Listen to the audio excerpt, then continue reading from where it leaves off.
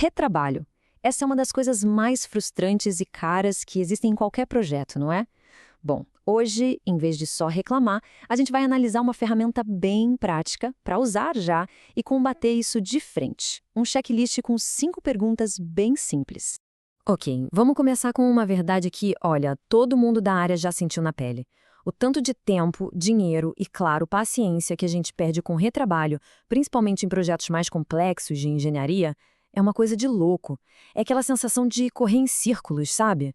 E aí vem a grande questão, né? Vendo esse cenário, o que dá para fazer na prática, agora? Sem ter que parar tudo, reestruturar a empresa inteira, passar meses planejando. O que a gente pode aplicar, tipo, amanhã? E a resposta para isso, pelo que a gente vê, está em algo até que bem simples, um pequeno checklist. São 5 perguntas essenciais para se fazer antes mesmo de começar a pensar no cronograma. Vamos ver como isso funciona na prática. A primeira pergunta é a base de tudo. É o chão, o alicerce onde o projeto inteiro vai ser construído. E a pergunta é essa: qual é o problema de negócio exato que esse projeto resolve? Parece óbvio, né? Mas é aqui que a clareza faz toda a diferença. A gente não está falando de tarefa, de funcionalidade, mas do porquê mesmo, da raiz da coisa. Agora, o pulo do gato está aqui. Se na hora de responder essa pergunta começam a surgir coisas como depende, ou então, é meio complexo, para tudo. Esse é o primeiro grande sinal de alerta de que o time não está alinhado, e a chance de ter retrabalho lá na frente já está altíssima. Certo, com o porquê um pouco mais claro, vamos para a segunda pergunta. Agora o foco sai do problema e vai para as pessoas. A pergunta número 2 é: quem é a pessoa ou a área que mais se prejudica se isso aqui der errado? O que a gente está buscando aqui é o verdadeiro dono da dor, sabe? O maior interessado em que o projeto dê certo. E o ponto é exatamente este. Se não dá para apontar para uma pessoa, para uma área específica, o projeto corre um risco seríssimo de virar órfão. Sabe aquela coisa que tecnicamente fica pronta, mas que ninguém defende, ninguém usa de verdade, ninguém abraça como se fosse seu? Vamos para a terceira pergunta. Chegou a hora de encarar a realidade e falar sobre os limites do jogo. A pergunta é bem direta. Quais são as 2 ou 3 restrições que são inegociáveis? É uma conversa sobre prioridades. O que, na real, não pode ser sacrificado de jeito nenhum.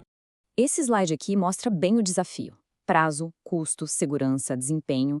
A tentação de dizer que tudo é prioridade máxima é grande. Só que a gente sabe que isso não existe. Forçar essa escolha difícil logo no início, por mais que doa um pouco, é o que evita o caos e as decisões desesperadas lá na frente. Muito bem, vamos agora para a quarta pergunta, que ataca um dos maiores vilões dos projetos. Aquele escopo que parece que nunca acaba. Aqui a pergunta é dupla. O que é o mínimo aceitável para entregar na primeira vez? E o que, com todas as letras, fica para uma fase 2? Isso força a gente a separar o que é essencial do que é só desejável. Essa separação é fundamental. Definir uma fase 1 garante foco, garante uma entrega de verdade, e jogar as outras ideias para uma fase 2 não é descartar, é proteger o time daquele escopo silencioso que vai crescendo e transforma o projeto num monstro que nunca termina. E chegamos na quinta e última pergunta. Depois de saber o porquê, para quem, com quais limites e o que entregar, falta definir como vai ser a comemoração. Como a gente mede a vitória? E a pergunta final é essa.